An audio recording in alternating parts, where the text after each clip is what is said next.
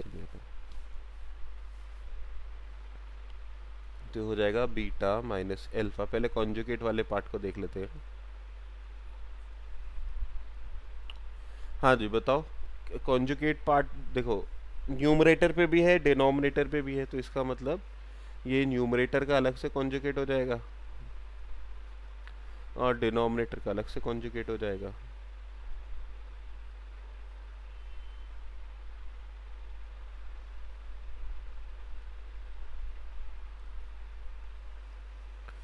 अब ये अपन ने प्रॉपर्टी पढ़ी थी थोड़ी देर पहले ही। क्या प्रॉपर्टी पढ़ी? मैं साथ साथ लिखता चल रहा हूँ प्रॉपर्टी ना, ताकि आप देख लो। Conjugate of z1 plus z2 upon z2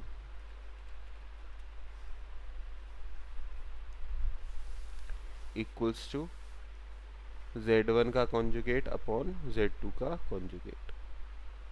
इसी के साथ अपन अगली वाली प्रॉपर्टी भी यूज करने वाले हैं, z1 प्लस माइनस z2 का कॉन्जुगेट इक्वल्स टू z1 का कॉन्जुगेट प्लस माइनस z2 का कॉन्जुगेट।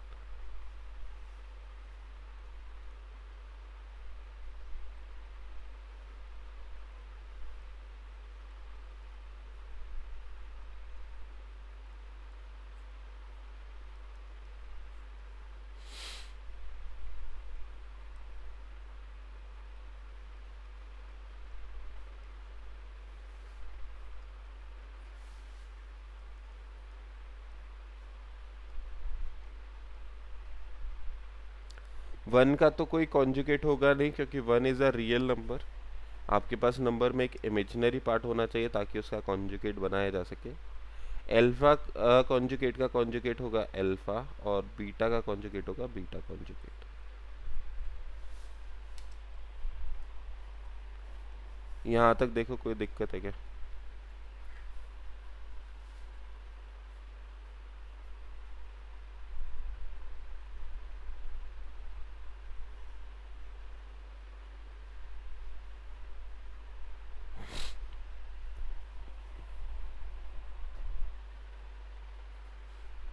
एक मिनट, यहाँ पे ये ब्रैकेट्स हैं, मॉड्यूलस नहीं है, ब्रैकेट्स हैं ये।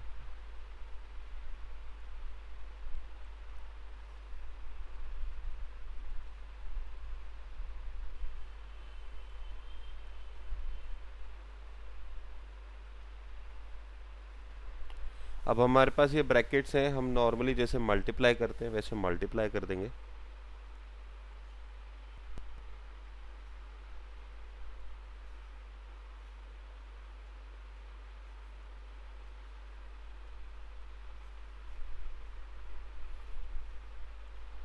तो आपके पास बीटा माइनस एल्फा को मल्टीप्लाई करना है बीटा का कॉन्जुगेट माइनस एल्फा का conjugate upon one minus alpha conjugate beta, इससे मल्टीप्लाई करना है one minus alpha beta conjugate.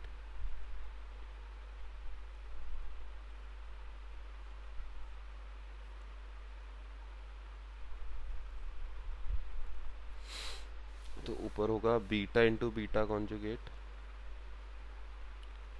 Minus beta into alpha conjugate minus alpha into beta conjugate plus alpha into alpha conjugate upon one minus alpha beta conjugate minus alpha conjugate beta plus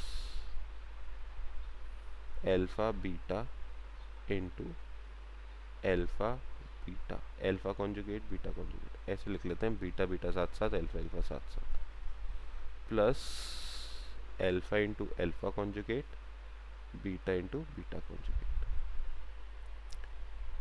हाँ जी, यहाँ तक कोई दिक्कत? अभी तक हमने क्या किया है, नॉर्मल मल्टीप्लिकेशन वगैरह किया है।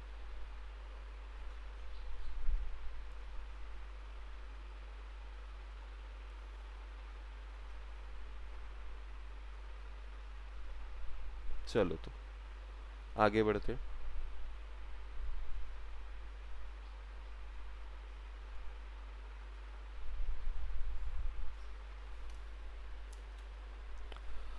अब देखो हमारे पास क्वेश्चन में दे रखा है कि बीटा कॉन्जुगेट का जो वैल्यू, सॉरी बीटा का जो मॉड्यूलस है दैट इज इक्वल्स टू 1।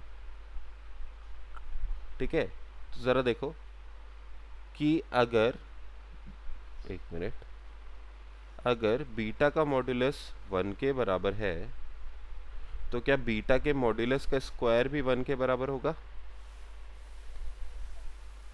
और बीटा के मॉड्यूलस के स्क्वायर को मैं क्या लिख सकता हूँ? Beta into beta conjugate.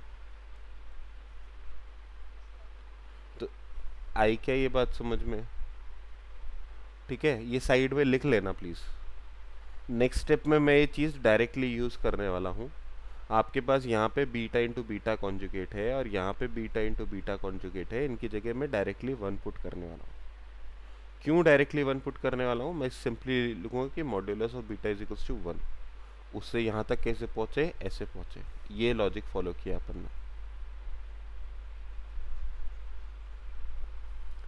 तो हम लिखेंगे beta minus alpha upon 1 minus alpha conjugate beta का whole square equals to beta into beta conjugate 1 minus beta into alpha conjugate minus alpha into beta conjugate plus alpha into alpha conjugate को हम लिख रहे हैं modulus of alpha का square upon 1 minus alpha beta conjugate minus alpha conjugate beta. Beta into beta conjugate तो 1 हो जाएगा और एल्फा इंटू एल्फा कॉन्जुगेट को हम लिखेंगे plus elf modulus of alpha का स्क्वायर इंटू 1। हाँ जी, अब ज़रा न्यूमरेटर और डिनोमिनेटर पे ध्यान दो। चेक करो कि एक जैसे कुछ दिख रहे हैं क्या? बिल्कुल सभी एक जैसे हैं। जिनको दिख नहीं रहा उनके लिए अरेंज कर रहा हूँ मैं प्रॉपर ऑर्डर में। 1 माइनस बीटा, न्यूमरेटर को तो जैसा है वैसा रखने दे रहे हैं, डिनोमिनेटर में थोड़ी सी शफलिंग कर लेंगे। 1 माइनस सबसे पहले बीटा एल्फा कॉन्जुगेट, ये सेकेंड वाली टर्म, थर्ड वाली टर्म, फिर माइनस एल्फा बीटा कॉन्जुगेट, ये सेकेंड वाली टर्म, और plus modulus of alpha square. Numerator और डिनोमिनेटर कैंसिल आउट होके 1 हो जाएगा।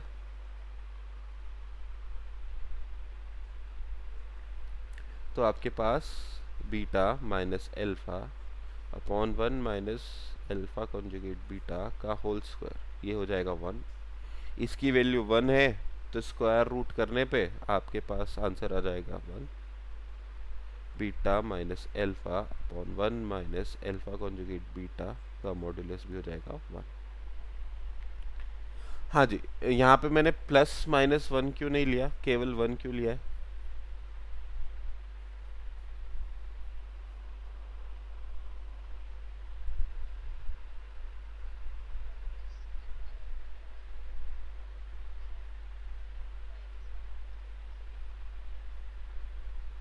ऐसे कह सकते हो, बाकी हमारे पास इस तरह से है कि मॉड्यूलस का क्या होता है, under root A square minus b square.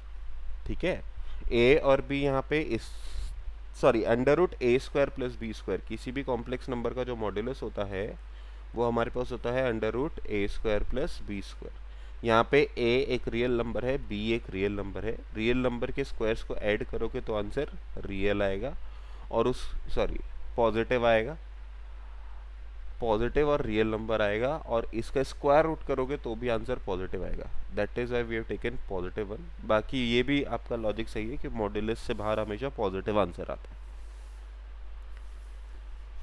ठीक है, अब इसको एक बार पूरे को वापस से रिवाइज कर लो, देख लो, कुछ भी पार्ट अटपटा सा लगेगा तो बता देना। हमसे पूछा गया था कि beta minus alpha upon 1 minus alpha conjugate beta की इसकी वैल्यू निकालो।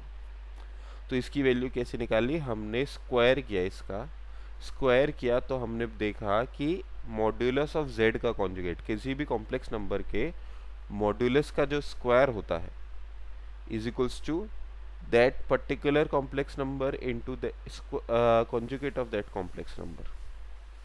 ये सारी चीजें अपन पहले पढ़ चुके हैं, शुरू शुरू में लिखा था। शुरू शुरू में जो भी प्रॉपर्टी लिखी थी, जैसे शुरू में बताया भी था आपको कि ये सारी सारी प्रॉपर्टीज जो है प्रूफ के टाइम पे ही काम आती हैं, अदरवाइज नहीं आती। हमने इतने सारे क्वेश्चंस किए, उनमें इनमें से कोई भी प्रॉपर्टी काम में नहीं आई। हमने तो सिंपली क्वेश्चन सॉल्व किए हैं। सारी की सारी प्रॉपर्टी प्रूफ के टाइम पे आती हैं, सारी ऑब्जर्वेशन अपन प्रूफ के टाइम पे करते हैं।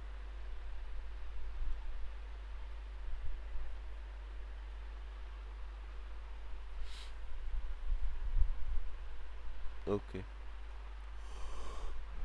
बाकी लोग भी एक बार कंफर्म कर लो, थोड़ा बहुत आया तो। अच्छा, एक चीज़ और करिएगा प्लीज़, जैसे मैंने टिग्नोमेट्री में भी बोला था, बाकी क्वेश्चंस के लिए मैं नहीं बोला क्योंकि उसमें ज़रूरत नहीं थी, मगर ये क्वेश्चंस आज शाम को या रात तक एक बार वापस से खुद से कर लेना। आज जो करा रहे हैं 2-4 क्वेश्चन जितने भी हैं, एक बार खुद से कर लेना वापस से, ताकि दिमाग में थोड़ा सा फ्रेश रहे। अदरवाइज भूल भाल जाओगे कैसे क्या करना है, तो फिर दिक्कत हो जाएगी।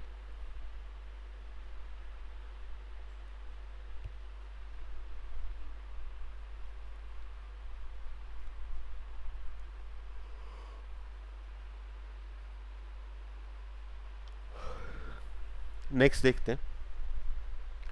नेक्स्ट क्वेश्चन भी आपका एनसीईआरटी का है। इस क्वेश्चन में बहुत ही आसान है। If x plus iota Y का whole cube is equals to you plus iota v, then show that this, ये हमको चीज़ शो करनी है। तो यहाँ पे होल क्यूब दे रखा है, ठीक है। तो इस तरह के क्वेश्चन जहाँ पे अपन को इक्वेशन दे रखी होती है ऑलरेडी, तो हम क्या करते हैं, रियल पार्ट और इमेजिनरी पार्ट कंपेयर करते हैं। पिछले क्वेश्चन में हमको इक्वेशन नहीं दे रखी थी, किसी चीज़ का वैल्यू फाइंड आउट करना था।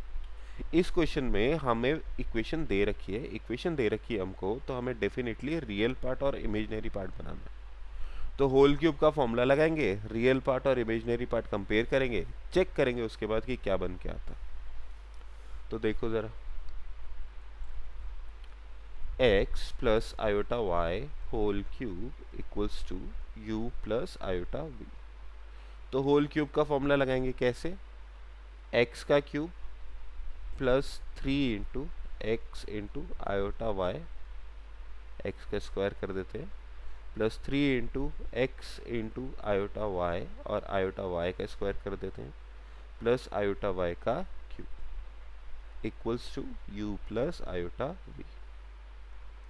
तो ये बना आपका x cube plus 3x square y iota. हाँ जी, आयोटा स्क्वायर क्या होता है, माइनस 3x स्क्वायर, और iota cube very good, minus iota equals to you plus iota we.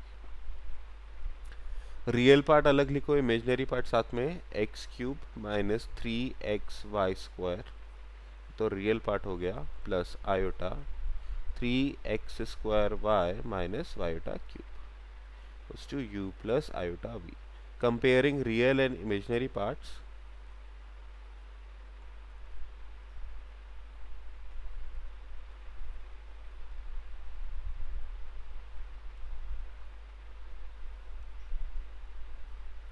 इसके लिए रियल और इमेजिनरी पार्ट कंपेयर कर रहे हैं, तो u का वैल्यू आएगा x cube minus 3xy square. हमको u अपॉन एक्स का वैल्यू चाहिए, तो u अपॉन एक्स निकाल लेते हैं।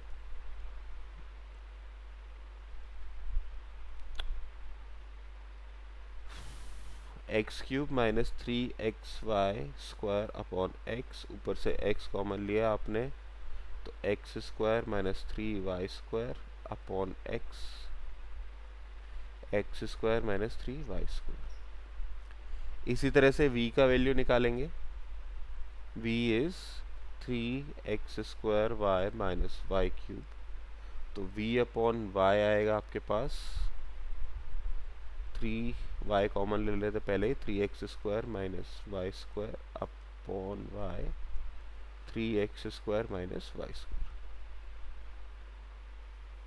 लास्ट में x अपॉन यू और v अपॉन वाई ऐड कर देंगे। Now x upon u upon x plus v upon y equals to x² minus 3y² plus 3x² minus y²। Solve करोगे तो 4x² minus 4y² आ जाएगा और ये बन जाएगा 4x² minus y² is equals to RHS।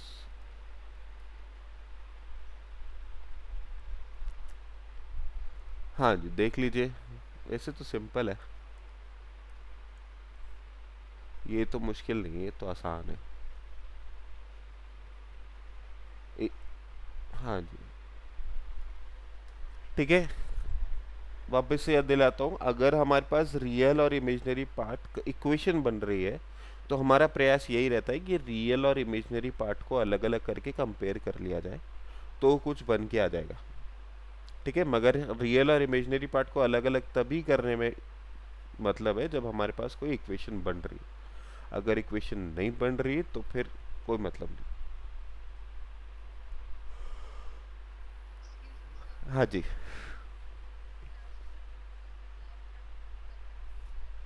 Okay,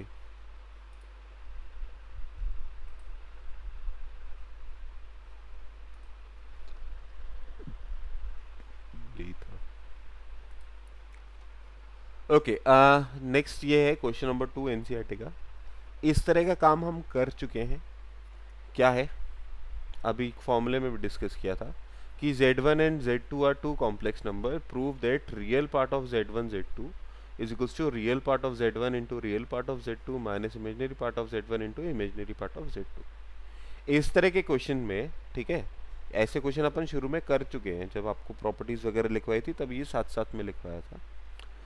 तो बहुत आसान है, आपको यहाँ पे कॉम्प्लेक्स नंबर लेट करना पड़ेगा क्योंकि हमें ये इक्वेशन प्रूव करनी है और रियल पार्ट और इमेजिनरी पार्ट सेपरेट तभी होंगे हमारे पास जब हम ये उनकी वैल्यूज पुट करेंगे। तो लेट कर लोगे कि z1 is equals to a plus iota b और z2 is equals to x plus iota y। आप a1 b1 और a2 b2 भी ले सकते हो, मगर उसमें कुछ बच्चे कंफ्यूज हो जाते हैं तो अपन अलग अलग ले लेते हैं, बहुत सारे वेरिएबल होते हैं हमारे पास। अब आपको दोनों को मल्टीप्लाई करना है, z1 इंटू z2, मैं नहीं बता रहा, आप खुद से कर लो इसको प्लीज़, इसको खुद से कर लो क्योंकि हो जाएगा आप लोगों से आराम से।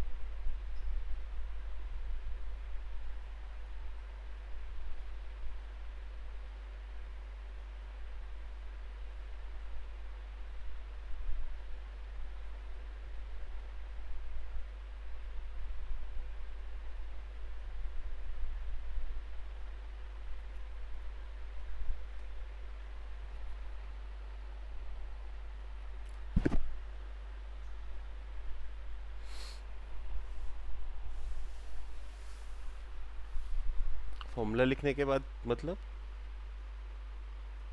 मतलब इनको मल्टीप्लाई करो ना, a प्लस आयोटा बी को x प्लस आयोटा वाई से मल्टीप्लाई करो, फॉर्मूला नहीं लिखना, ये प्रूफ करना है। ठीक है, फिर उसका रियल पार्ट और इमेजिनरी पार्ट आइडेंटिफाई करो कि इसमें रियल पार्ट कैसे आ रहा है, इमेजिनरी पार्ट कैसे आ रहा है, इस फॉर्मेट में आना चाहिए। a into x is a x, a into iota y is iota a y, iota b plus iota b x plus iota square b y.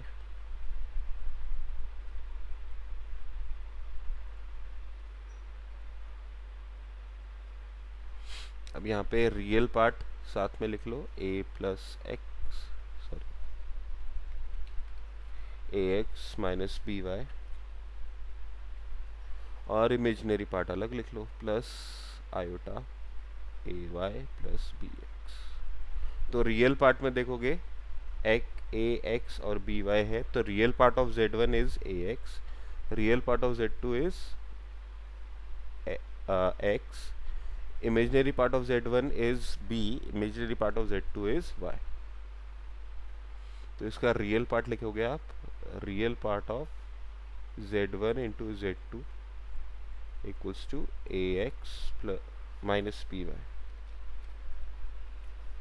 आप इसे ऐसे भी लिख सकते हो, real part of z1, real part of z2 minus imaginary part of z1 and imaginary part of z2।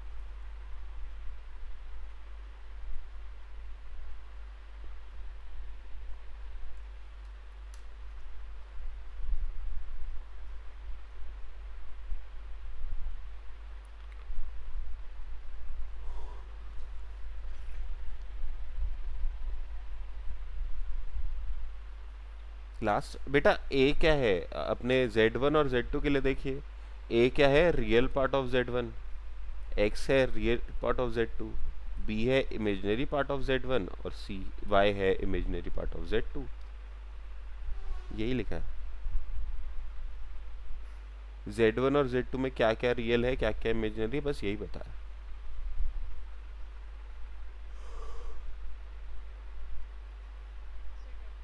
Okay, इसी तरह से आपसे इसी क्वेश्चन में imaginary part of z1 into z2 भी पूछा जा सकता है। ठीक है, तो इस तरह के क्वेश्चन है जहाँ पे आपको ऐसे प्रूफ करना है तो आपको वैल्यू पुट करनी पड़ेगी, रियल और इमेजिनरी पार्ट अलग अलग बताने पड़ेंगे ताकि आप आंसर निकाल सकें। ओके, अगेन मिसलेनियस का ही क्वेश्चन है। Find the number of non zero integral solution of equation 1 minus iota का मॉड्यूलस की power x is equals to 2 की पावर x। यहाँ पे आपको इक्वेशन फॉर्मेट में ऑलरेडी दे रखा है 1 माइनस आयोटा का मॉड्यूलस और इसकी power x is equals to 2 की पावर x। हाँ जी, जरा मेरे को निकाल के बताओ 1 माइनस आयोटा का मॉड्यूलस कितना आएगा।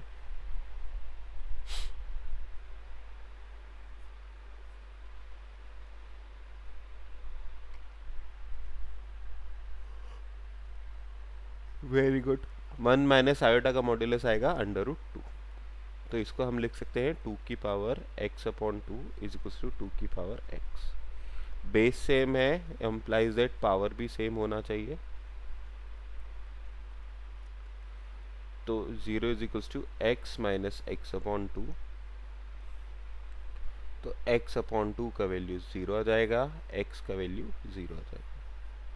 तो x की वैल्यू 0 होनी चाहिए तब भी इसका सॉल्यूशन निकलेगा, वरना नहीं निकलेगा।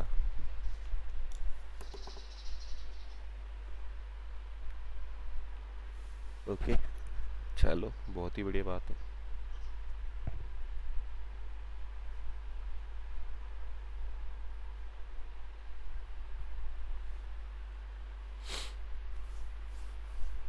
चलो एक क्वेश्चन और कर लेते हैं, ये एनसीईआरटी का नहीं है, एनसीईआरटी के 2-3 क्वेश्चन बचे हैं, एक ये है और एक ये है। 19th क्वेश्चन है मिसलेनियस एक्सरसाइज का और एक 20th क्वेश्चन है मिसलेनियस एक्सरसाइज का। 19th क्वेश्चन में क्या करना है आपको, हाँ जी बेटा,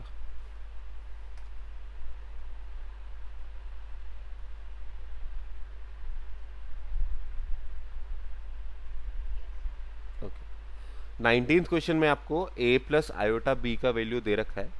आप क्या करो, दोनों साइड मॉड्यूलस ले लेना और फिर आपके पास आंसर आ जाएगा।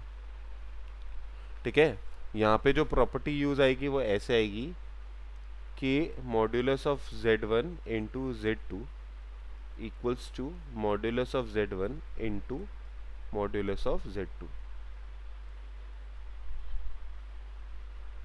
ठीक है, ये प्रॉपर्टी यूज करनी है, यहाँ पे कर लेना, मेरे ख्याल से आ जाएगा आंसर। नहीं आता तो बता देना, मैं कल करा दूंगा। और 20th जो क्वेश्चन है सेम मिसलेनियस एक्सरसाइज का, 1 plus iota upon 1 minus iota की power m is equals to 1। आपको यहाँ पे अगेन m की वैल्यू बतानी है, तो आप इसको कैसे बोलोगे, आप कहोगे, आपको क्या करना होगा, इसको रेशनलाइज वगैरह करके ब्रैकेट की वैल्यू निकालनी पड़ेगी। तो समथिंग की power n is equals to 1 की पावर 0 आएगा। मेरे ख्याल से इसमें भी आपके पास आंसर 0 आ जाएगा। सॉल्व करके देख लेना, अगर आ रहा है तो ठीक है, नहीं तो मैं कल बात कर लूँगा। इसके अलावा एक क्वेश्चन और कर लेते हैं, फिर आज की क्लास ख़त्म करेंगे। Question is find all non zero complex numbers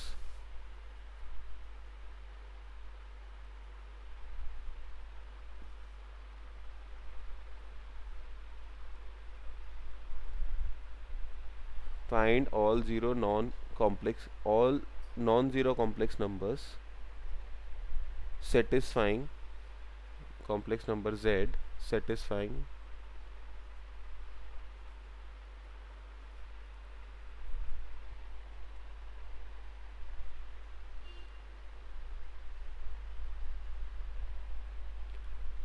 z का conjugate is equals to iota z का स्क्वायर। अब देखो यहाँ पे इक्वेशन बन रही है। दूसरी बात, हमें सारे के सारे कॉम्प्लेक्स नंबर की वैल्यू निकालनी है, तो इसलिए हम क्या कर रहे हैं, यहाँ पे हम लेट कर रहे हैं कि आपके पास z जो है वो है x plus a plus iota b। z conjugate हो जाएगा आपका, कितना हो जाएगा भाई,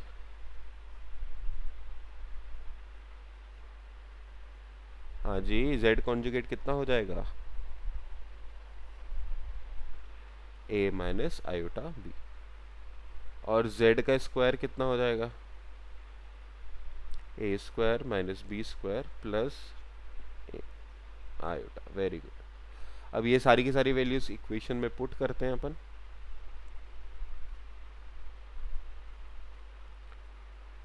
z कॉन्जुगेट is equal to iota z का स्क्वायर, तो z conjugate a minus iota b equals to iota z का square iota into a square minus b square minus 2ab iota plus का 2ab आयोटा।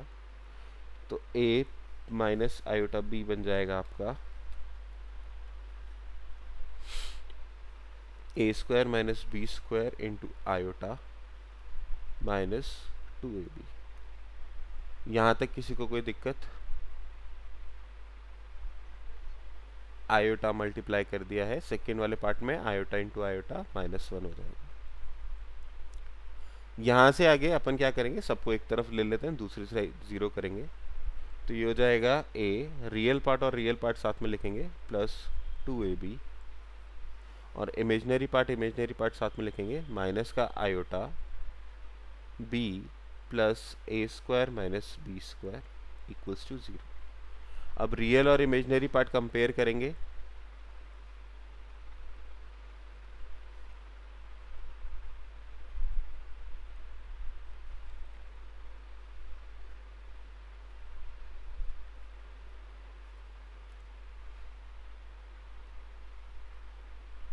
तो आपके पास a plus 2ab का value आएगा 0, a common ले रहा हूँ मैं, तो 1 प्लस 2b का वैल्यू 0, a का एक वैल्यू 0 आ जाएगा और b का वैल्यू आ जाएगा माइनस 1/2। क्लियर? इसी तरह से दूसरे वाले में, दूसरा वाला भी 0 के बराबर है, imaginary part b plus a square minus b square भी 0 के बराबर है। अब यहाँ पे अपने पास ये 2 वेरिएबल इक्वेशन है। 2 वेरिएबल इक्वेशन को सॉल्व करने के लिए अपन को 2 इक्वेशन चाहिए, तो हम क्या करते हैं, पहली इक्वेशन की मदद से एक बार तो a की वैल्यू 0 पुट करेंगे, देखते हैं b क्या आता है, और दूसरी बार b की वैल्यू -1 पुट करेंगे, देखेंगे a क्या आएगा। At a is equals to 0 हमारे पास ये बना b minus b square is equals to 0, b common लोगे आप, 1 माइनस b इक्वल्स टू 0, और ऐसा सब कुछ करने से आपके पास b की दो वैल्यूज आ जाएंगी 0 और 1। इसके बाद दूसरा कार्यक्रम करोगे आप, a की वैल्यू पुट करोगे, सॉरी b की वैल्यू पुट करोगे at b is equals to -1/2, तो ये बनेगा -1/2 प्लस a स्क्वायर माइनस 1/2 का स्क्वायर इक्वल्स टू 0, तो -1/2 plus a square -1/4 equals to 0, तो ये बना a square -3/4 equals to 0। a square की वैल्यू आएगी 3/4, a आ जाएगा आपके पास ±√3/2। वेरी गुड, ठीक है। अच्छा जी, अब हमें क्या करना है, इसके नॉन ज़ीरो पेयर्स बनाने हैं। नॉन ज़ीरो पेयर्स मतलब a और b दोनों के दोनों ज़ीरो नहीं होने चाहिए। तो a की वैल्यू तो हमारे पास ±√3/2 हो जाएगी और b की वैल्यू 1, ठीक है। इसको देखो कैसे कैसे कर सकते हैं। z की एक वैल्यू आ जाएगी आपके पास, a 0 हो जाएगा और b हो जाएगा आयोटा, मतलब b हो जाएगा 1, तो ये नॉन ज़ीरो हो गया। दूसरा आप इसको लिख सकते हो, b आपका 0 हो जाएगा, a 0 पे b की बाकी की वैल्यूज भी देख लेते हैं। a जब 0 है तो b को हम लिख सकते हैं -1/2 आयोटा, ऐसे हो जाएगा। और a की वैल्यू 0 पे और कोई पॉसिबिलिटी 1 है, b की value, z is equals to 0 plus iota, तो हो ही गया ना, दो b की वैल्यूज थी। इसी तरह से जब a की वैल्यू प्लस का √3/2 है तो b का क्या क्या वैल्यूज हो जाएगा, z is equals to √3/2 plus iota, z is equals to √3/2 -1/2 iota. इसी की तरह से a की वैल्यू जब माइनस का √3/2 है तो b का क्या क्या आंसर निकलेगा वो सब। और इसमें एक और बनेगा b का आंसर, इसमें आप b की वैल्यू 0 भी पुट कर सकते हो, z इज इक्वल्स टू √3/2, ये भी वैलिड है, z की नॉन ज़ीरो वैल्यूज है, प्लस 0 आयोटा। आई क्या बात समझ में। इसी तरह से a की वैल्यू -√3/2 पे 3 आंसर और निकलेंगे, तो there are a total of 6 7 8 complex number जो इस कंडीशन को सेटिस्फाई करते हैं।